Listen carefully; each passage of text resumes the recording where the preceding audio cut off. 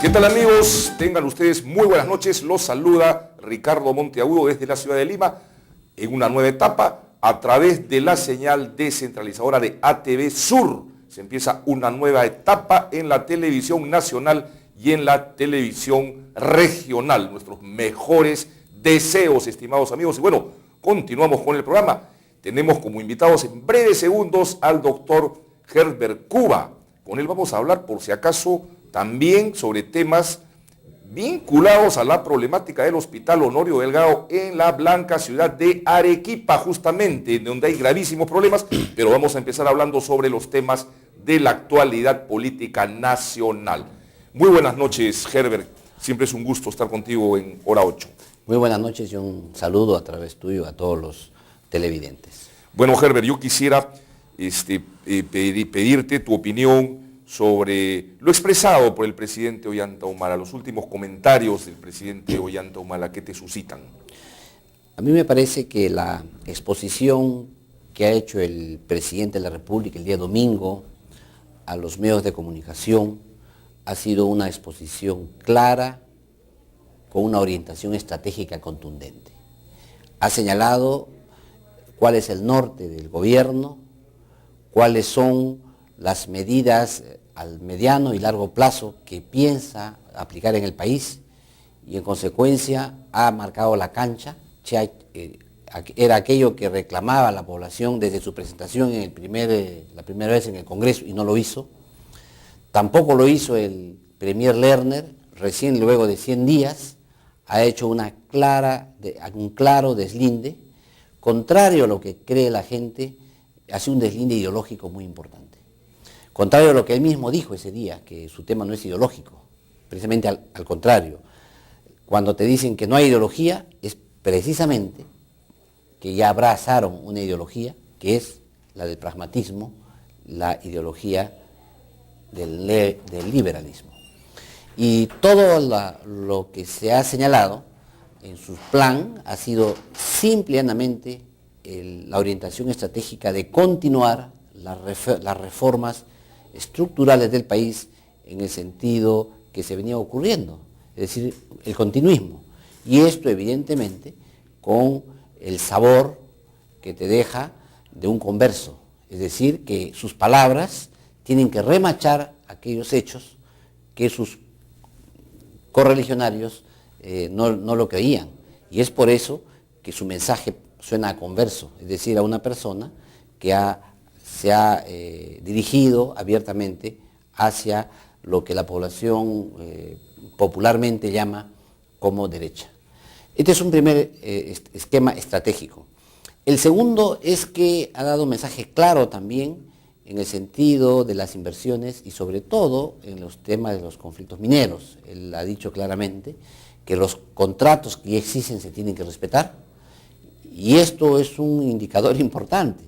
Precisamente uno de los motivos que se pensaba para modificar la Constitución del Estado era que ahí en esta Constitución se señala que los contratos tienen carácter de ley y en consecuencia no se pueden modificar. Y con una nueva Constitución esto tendría que modificarse en el capítulo económico para precisamente renegociar con las empresas. Y aquí el tema ha sido contundente. Y hemos aplicado las 3 leyes que hablan sobre las sobreganancias mineras y en el resto los contratos van. El tema de la minería ha sido contundente, pero también el rol del Estado.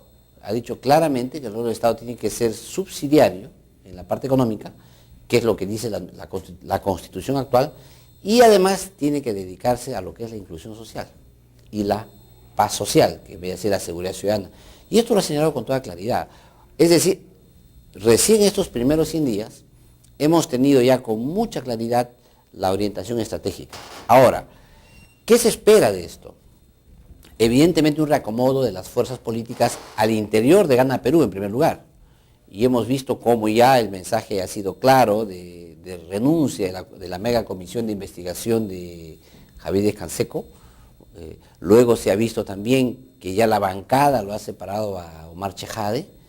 Luego hemos visto que ya renunció de la PCM Manuel Dame de Aguirre, que era alguien que venía trabajando todo el tema de descentralización. Y en consecuencia vemos un reacomodo de fuerzas importante para poder aplicar precisamente esta nueva orientación estratégica. Lo sorprendente ahora es cuál va a ser la actitud, digamos, de la militancia de Gana Perú en primer lugar y de los congresistas de Gana Perú en segundo lugar. Bueno, aquí ¿Cómo viene, se sienten? Ahí viene un tema bien importante. En primer lugar veamos el núcleo más cercano, digamos, los congresistas que están en ejercicio. Y ellos evidentemente esta semana han sufrido lo que se llama la desorientación estratégica, no han seguido el pulso del líder.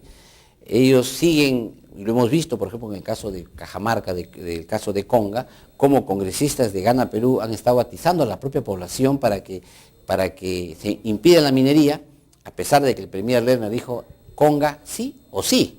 Sin embargo, el nuevo rol que debe jugar el Parlamento que acompaña al presidente Humala en esta nueva orientación estratégica todavía no está clara.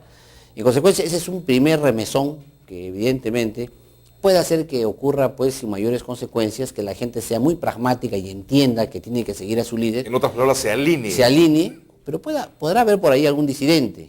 Y uno de aquellos que ya señala su voz disidente es evidentemente Javier Canseco, que ya lo ha señalado, ya se retiró de la megacomisión, no se siente representado dentro del oficialismo y ha dicho una frase que resume su estado de ánimo, que es voy a luchar contra la corrupción desde mi escaño.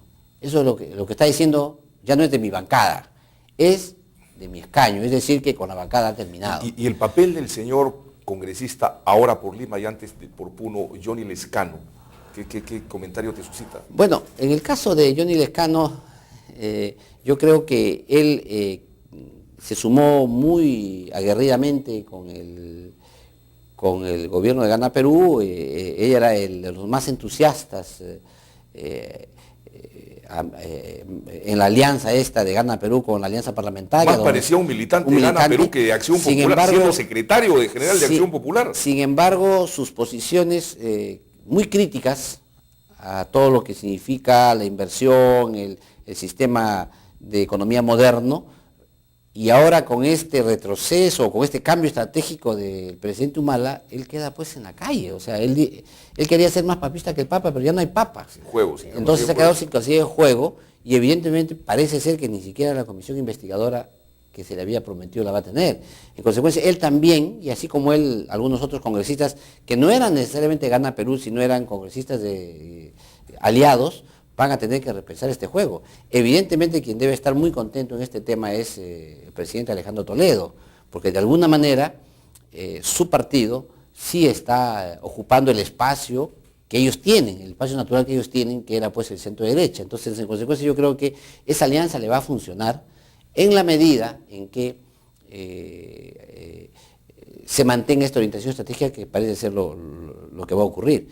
El otro segmento, que ya no sería el segmento de Congreso, sino hablamos ya del segmento de la militancia, tienes ahí hasta 3 sectores. Un primer sector que es el militante duro del Partido Nacionalista, que señala pues que llamen a la reflexión al líder, que tiene que el líder seguir los postulados de la primera vuelta, y en consecuencia dan una lucha desde dentro, como ellos le llaman, para poder enrumbar y defender al gobierno de aquellos infiltrados y aquellas gente que viene de la derecha a enturbiar el gobierno.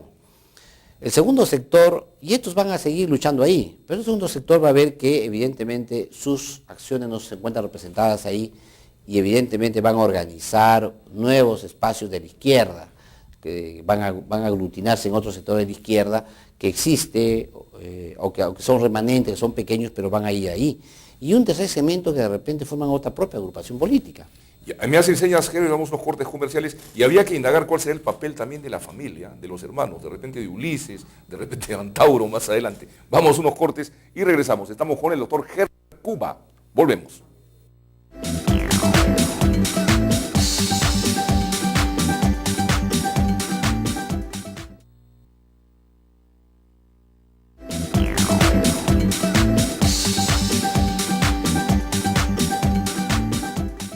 Bien amigos, continuamos con el doctor Herbert Cuba. Estamos analizando los comentarios del presidente Ollanta Humala.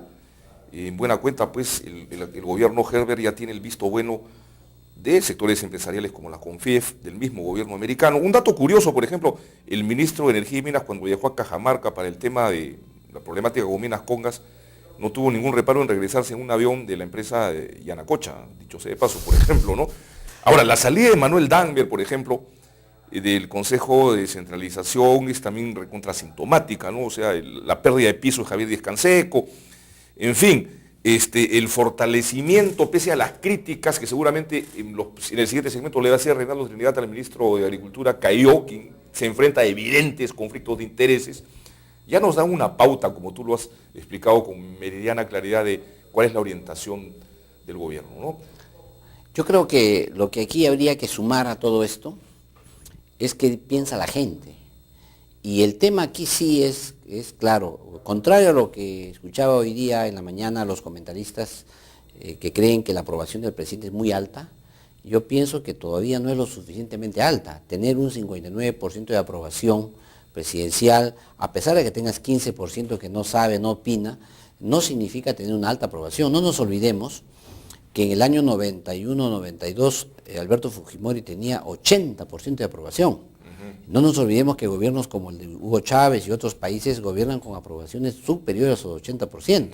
Entonces, en este caso, todavía estos 100 días, a pesar de todo el trabajo que ha hecho el presidente Humala, no ha logrado todavía posicionarse en el inconsciente colectivo de la población como un gobierno exitoso o que sus propuestas han calado profundamente. Yo creo que todavía existe una pequeña reserva en la población en saber qué va a ocurrir. Sobre todo en el sur, ¿no? Y lo peor del caso es que en el norte y Lima ha aumentado su popularidad frente a lo que tuvo en las elecciones. Pero en el sur ha perdido votación frente a lo que ofrece a la elección inicial. Y esto nos retrotrae a lo que significa el centro y el sur en el Perú en la vida política nacional. Electoralmente no ponen presidentes, pero sí generan el desgaste de todos los gobiernos en ejercicio. Por eso es que siempre uno es cuidadoso con el sur y con el centro, sobre todo cuando uno quiere manejar las riendas del gobierno en modo pacífico. Y aquí hay que señalar con toda claridad, Humala ha perdido popularidad en el sur y ha perdido popularidad en el centro del país. Y lo dicen las encuestas de hoy. En consecuencia, él mantiene una encuesta, un 59%, pero sobre todo donde ha ganado en los sectores proempresariales, que son más que todo Lima y el norte del Perú.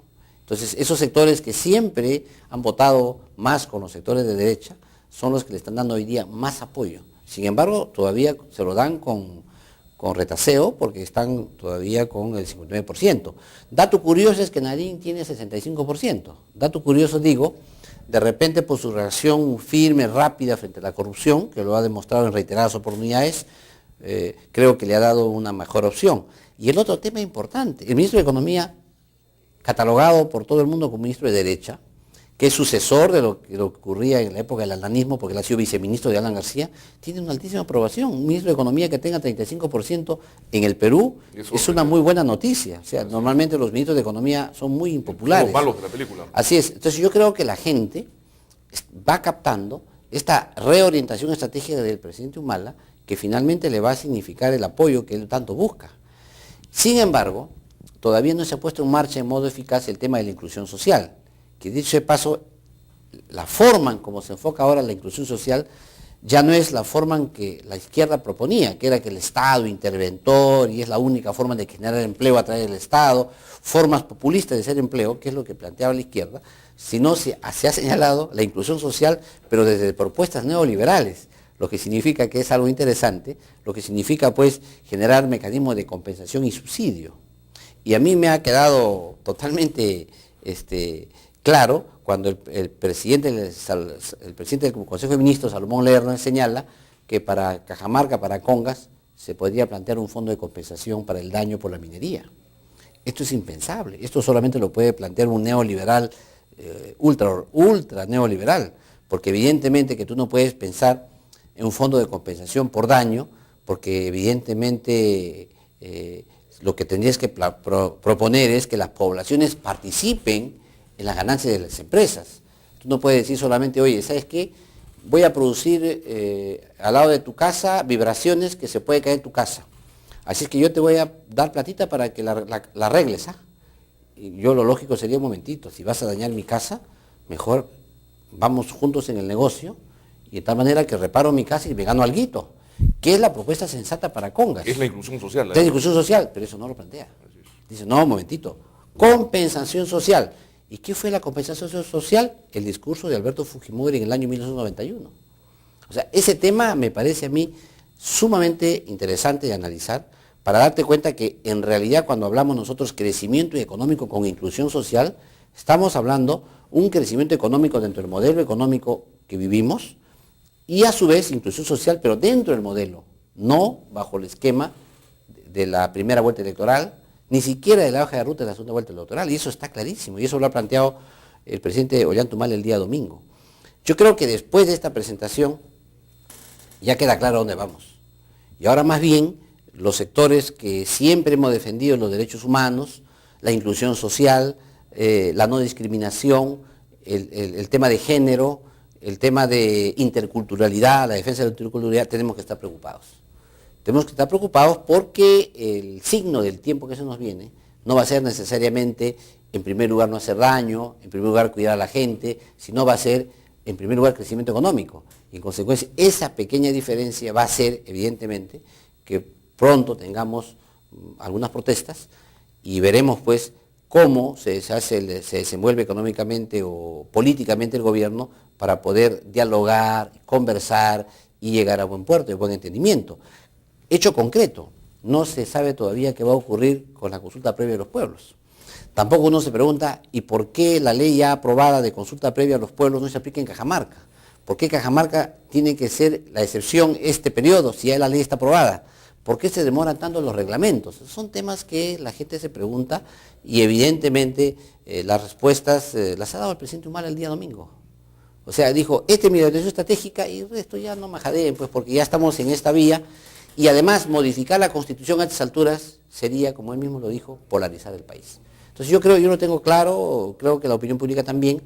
Sin embargo, hay que ir a lo que siempre se ha hecho, ¿no? Defender los derechos de la gente como sabemos hacerlo, es decir, generando corrientes de opinión favorables, generando incidencia política, generando organizaciones en la población civil, en los sindicatos, de tal manera que se defiende el Estado de Derecho. Los y el Estado regionales son también un factor importante, creo yo, y lo lamentable es pues, que no hay una clase política preparada, lamentablemente, en nuestro país, como para constituir una oposición, digamos, responsable, ¿no? Claro, lo lógico sería aquí, si el presidente Ollantaytamala da su orientación estratégica el día domingo, que salga la oposición y diga cuál es la otra visión que se debe discutir, pero no hay otra, pues.